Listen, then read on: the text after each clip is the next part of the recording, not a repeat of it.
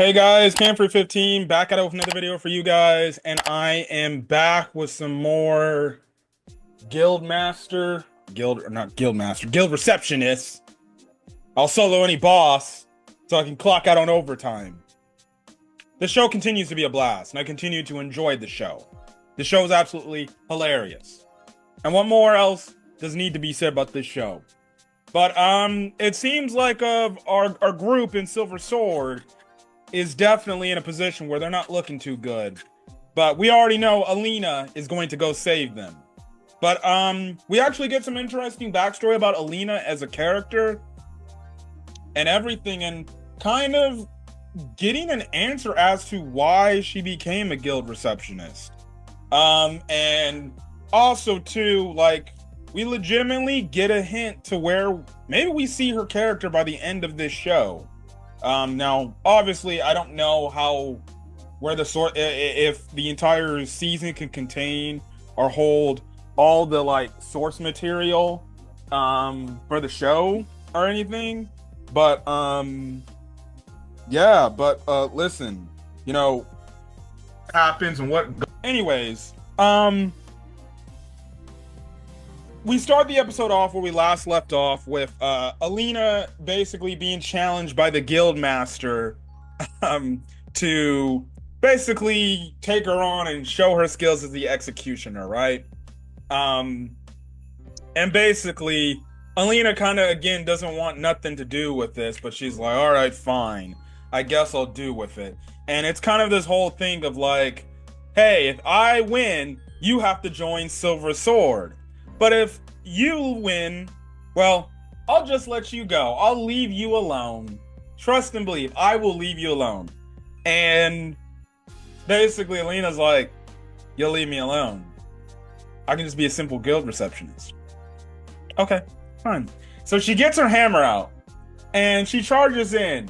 But then the guildmaster does an attack with his stopping time attack, right? But you know, the crazy thing is, and it's mostly because of her Dia skill or whatever that Alina has, this girl breaks through the time barrier and breaks the fabric of time and literally breaks through it. And the guildmaster is actually quite shocked by this, right? And at that point, he's like, wow, you're impressive. I give up. I lose. And Alina's like, wait, what? I win just like that?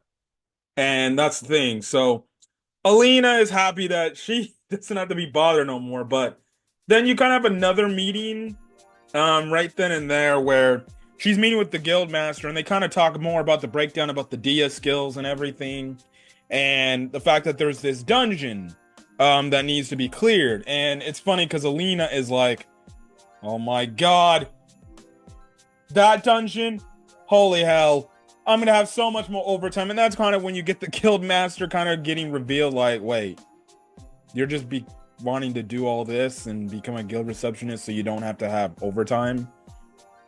And Alina kind of wants nothing to do with this damn dungeon. But then the guild master's like, oh, hold on just a second. If you help us with this dungeon this one time, I'll hire more staff, more receptionists. And Alina is like, you said what? You're gonna hold more receptionists? And she's getting in her mind, she's like, holy shit. If there's more guild receptionists, that means more work will be passed over to other people. Which means I can do what I want. Which means no more overtime. This woman immediately signs up. She's like, yes, but you better damn well promise you're getting more freaking guild receptionists. I'm just like, oh my goodness. I'm like, this dude's gonna do something. This guildmaster's gonna continue to dupe her and say, you know, I'll do this, you know, and it will help with no overtime thing. As long as you help us.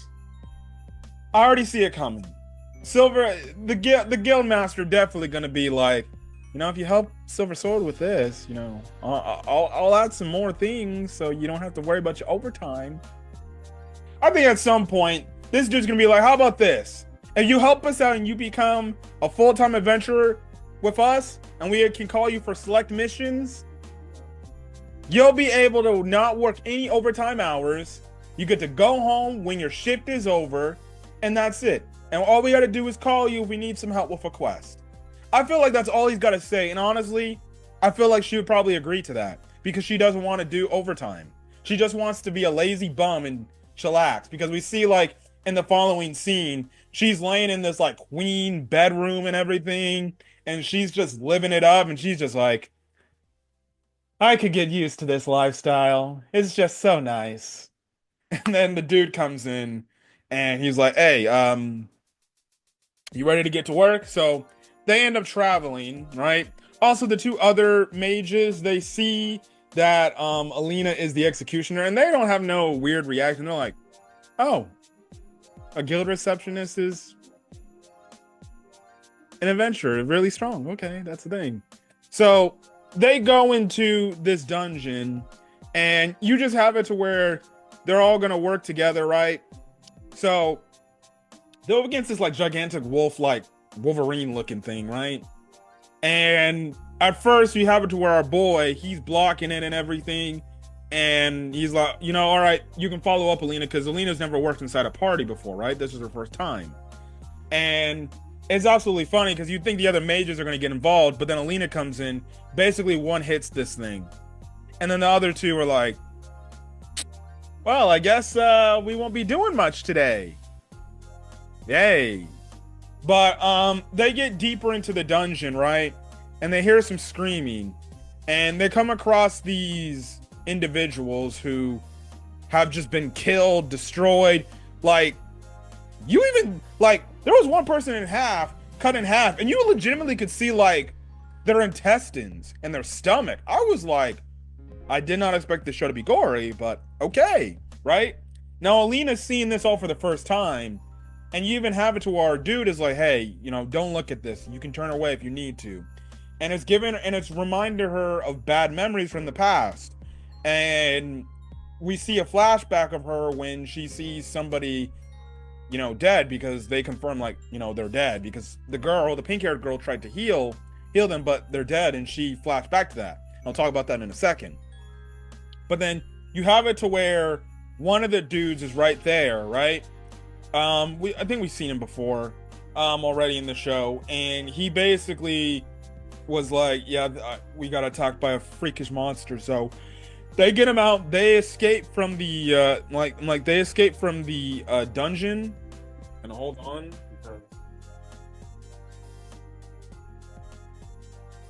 Okay.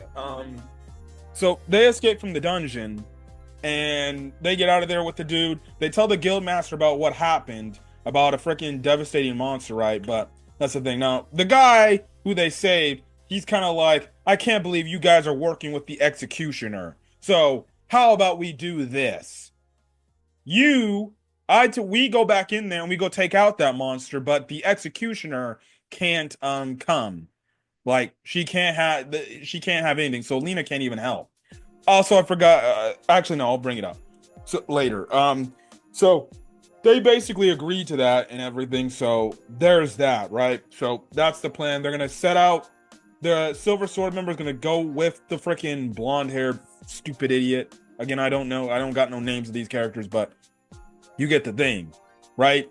So before Silver Sword, our main male character, ends up leaving, he tells Alina, like, hey, you know, look, we'll be okay and everything, we'll be fine.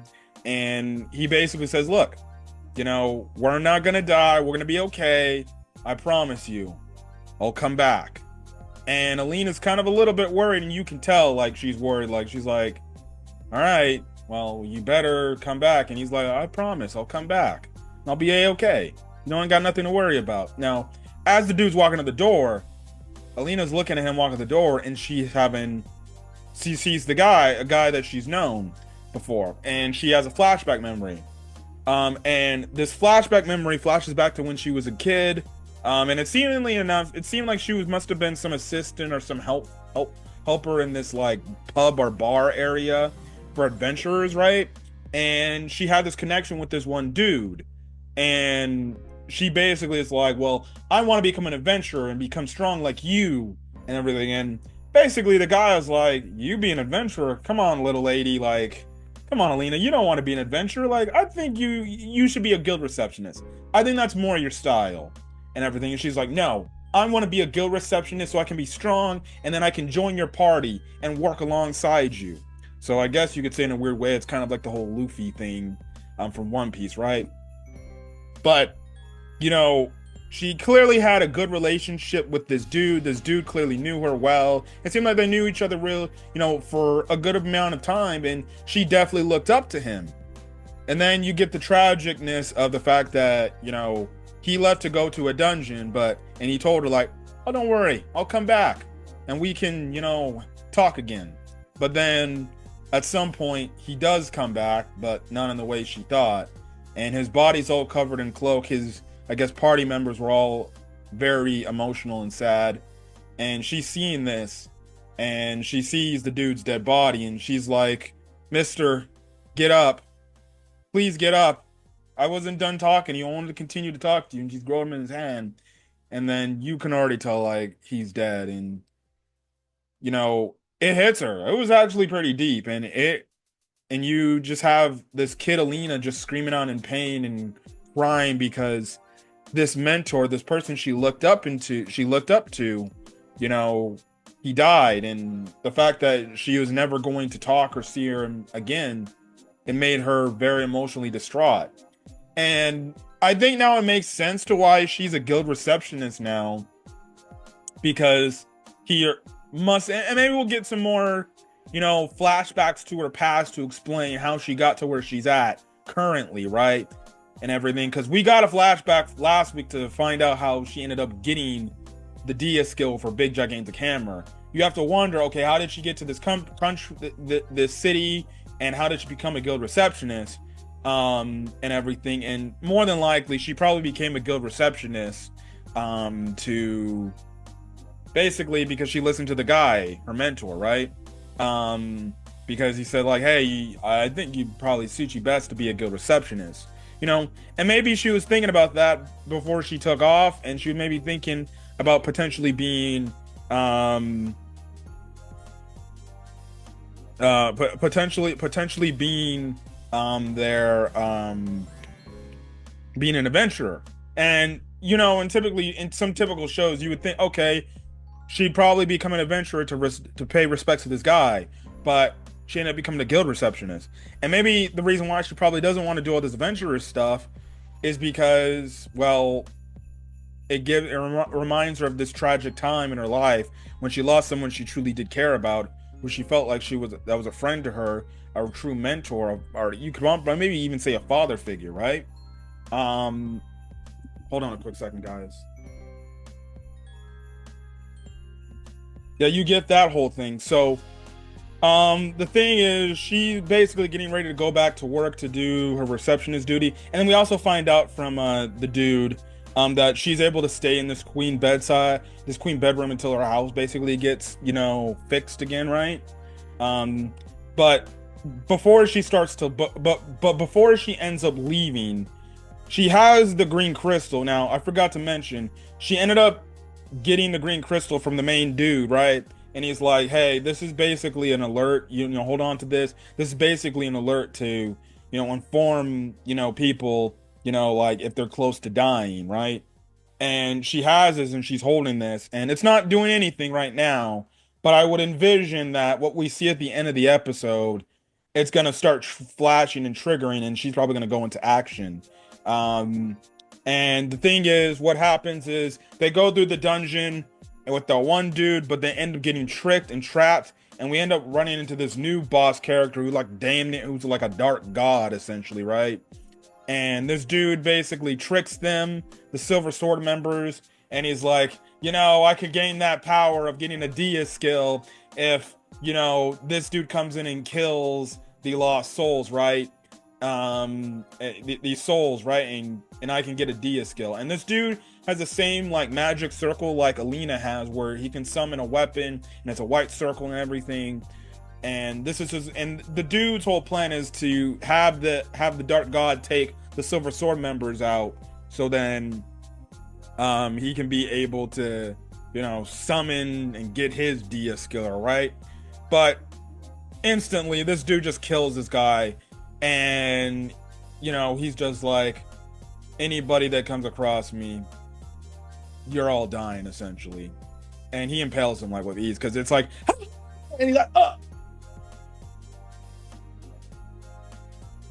oh, and he ends up dying, right?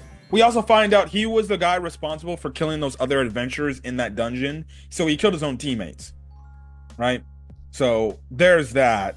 And our Silver Sword members are basically challenging a Dark God. We have it to where our dude blocks with his shield, but his shield damn near almost cracks because this dude threw the spear, his attack, and it basically threw a crack. So our dudes are in trouble.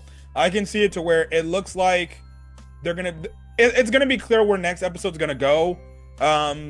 Alina's gonna probably be at the guild hall, and she's gonna see that the necklace is going off, because that's giving her alerts that they're about to die. And albeit, even though she has been sick of this dude that's been bothering her, get her to try to join their guild, it's clear that like she doesn't want him to die, and she doesn't want to have a repeat of what she lived in her past.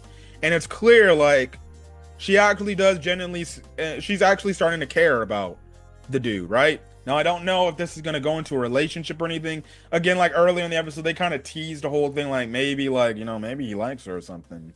But it's kind of a thing that it's clear that our boy kind of likes Alina, or Alina. But I feel like that's where the next episode is going to go, and she's going to be the one that basically solos a Dark God, because that's what the episode title basically kind of hinted at, right?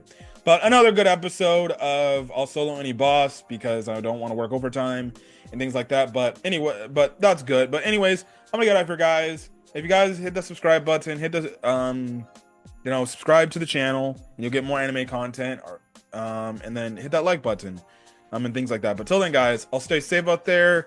And then just as a warning, solo leveling reviews and stuff like that will be coming out a little bit later on Saturday, because I'm gonna be busy working till the afternoon essentially.